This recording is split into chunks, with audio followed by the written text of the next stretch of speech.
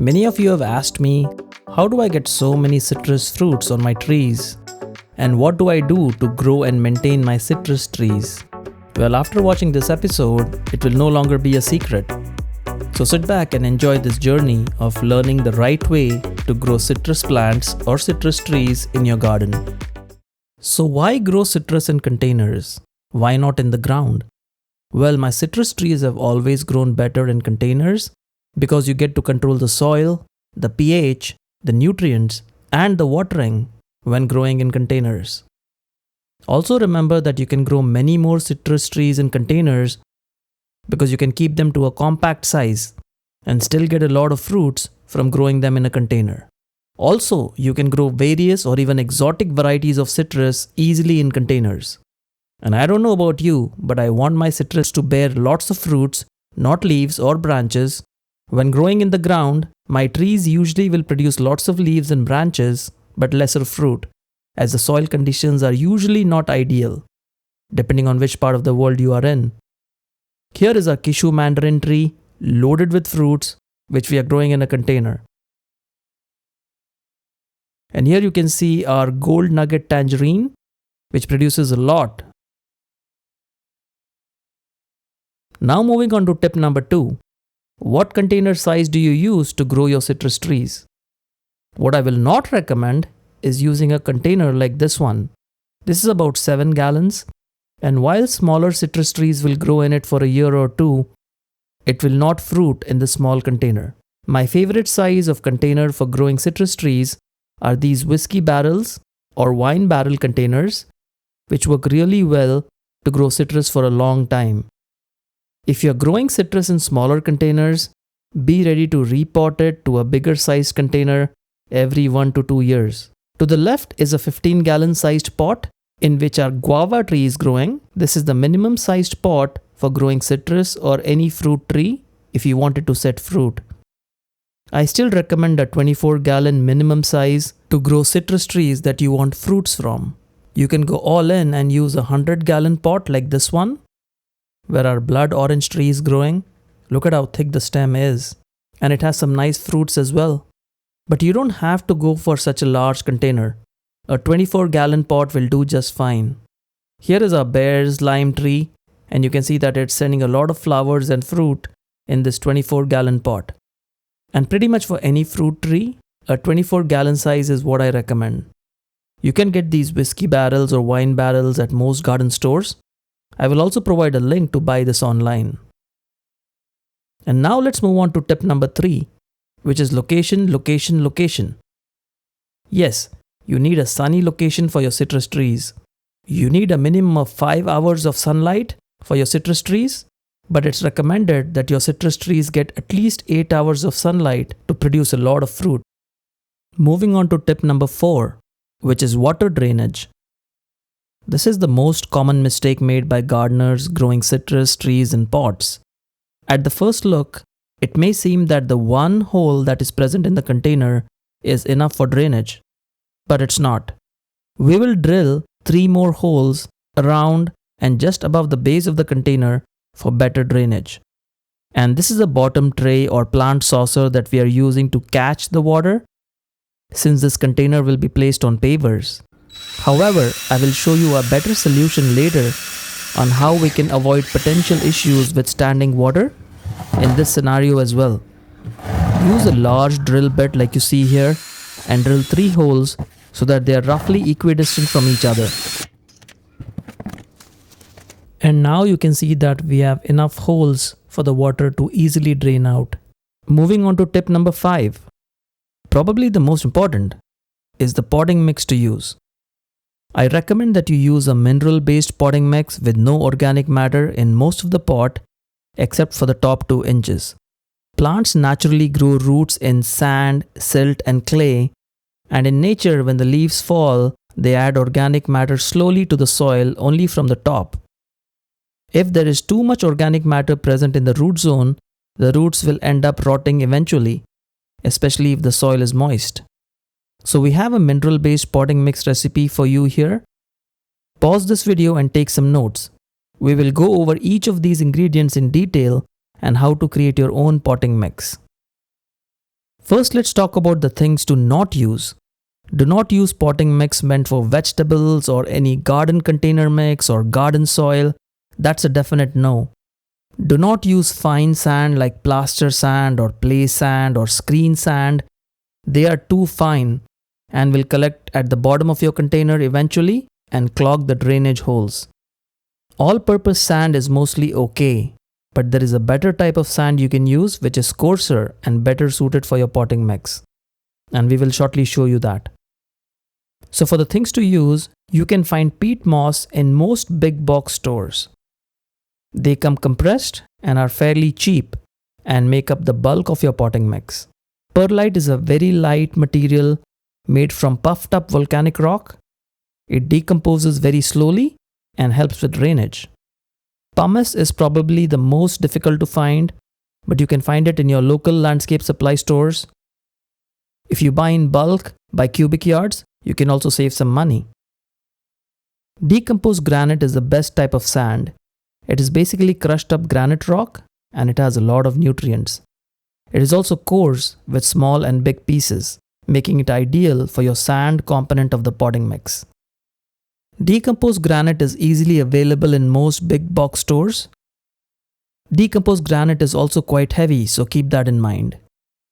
A professional mix like Pro Mix or Sunshine Mix has a mix of peat moss and perlite, but also has added mycorrhizae, which helps build strong roots.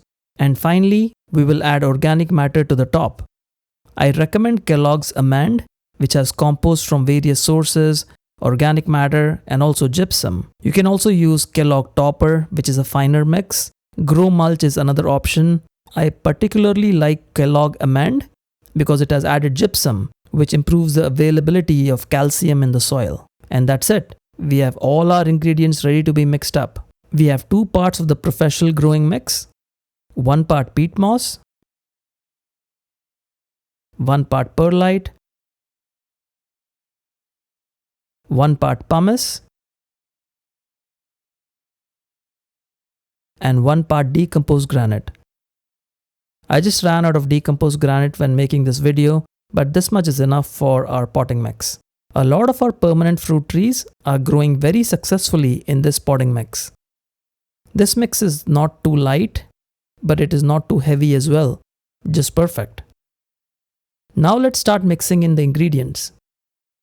I like to use a tarp to mix up all my potting mix. It's just easier to mix it and then dump the excess potting mix out into the container. I like to use my hands to mix it well. You can also use a spade or whatever tool you wish to use to mix the soil. And for those of you who have been carefully watching, we will now add charcoal into this mix. Charcoal retains nutrients and removes odors from the soil. I highly recommend you add a small portion of charcoal, in this case about half part of the measurement. I lined the bottom of this measurement pot with peat moss to avoid spilling the charcoal, which is much finer. Charcoal is available on Amazon. I will provide a link to the product in the video description. And we are going to be mixing up this as well into our potting mix. And voila! We have our mineral-rich potting mix ready for our citrus trees. We are going to add this back into our main pot where we plan to plant the citrus tree. Give the pot a good shake, but do not compress the soil with your hands. The soil will naturally settle down over time.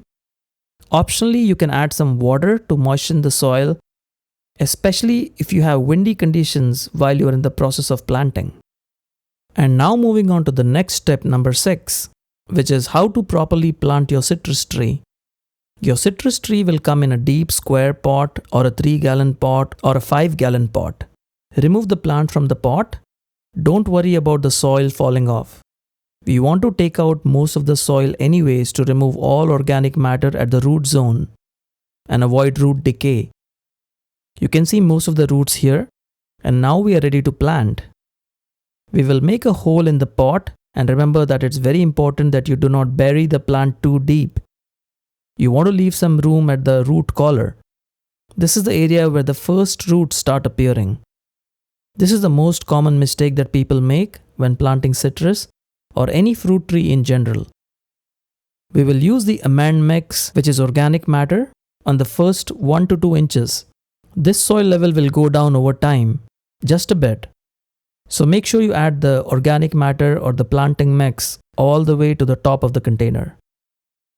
At the time of planting, it's important to add nutrients.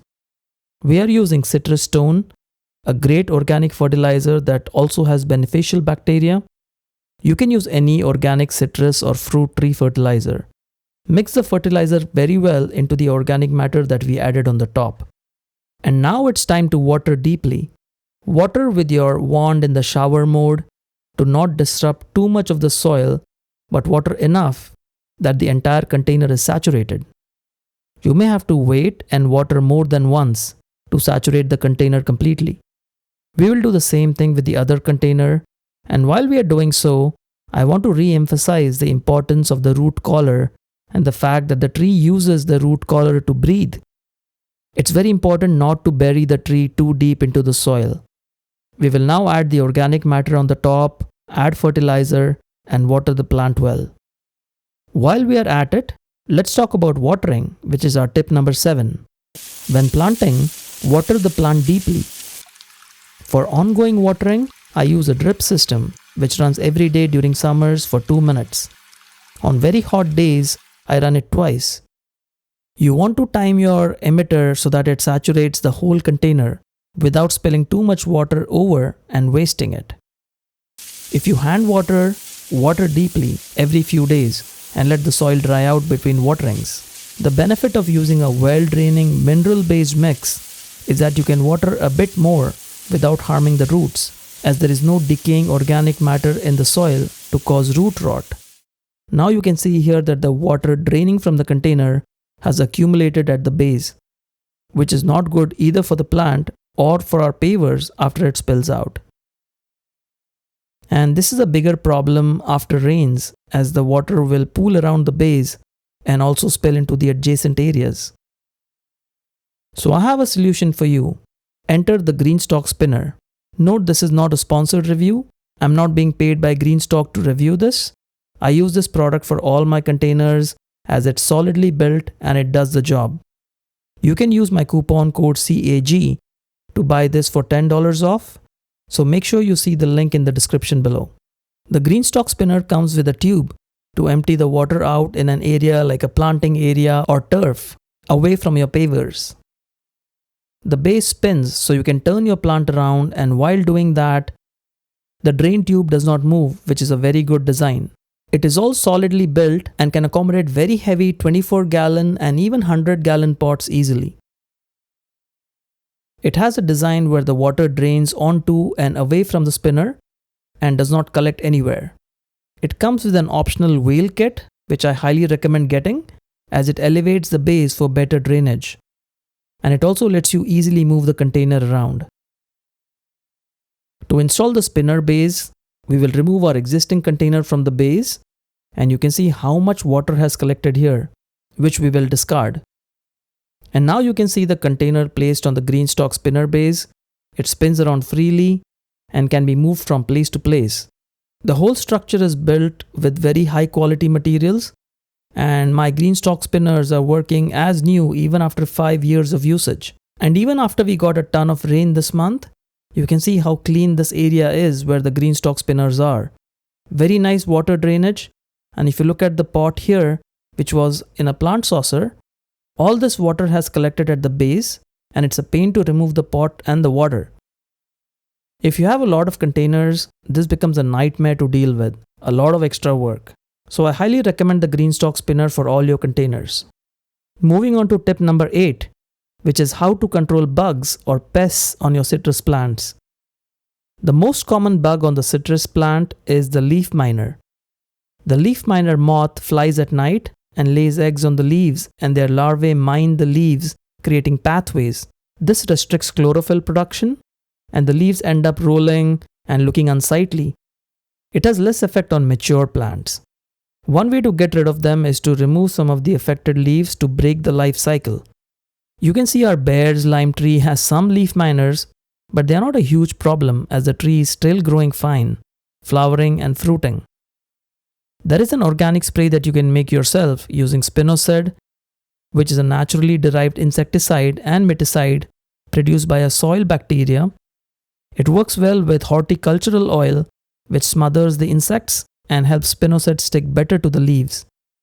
You can mix spinosad and horticultural oil with water in the indicated proportions on the label and spray your citrus trees when you see new growth or as a preventative treatment. Make sure you spray both over the leaves and under the leaves to get good coverage. And I recommend doing this when your tree is not flowering or fruiting.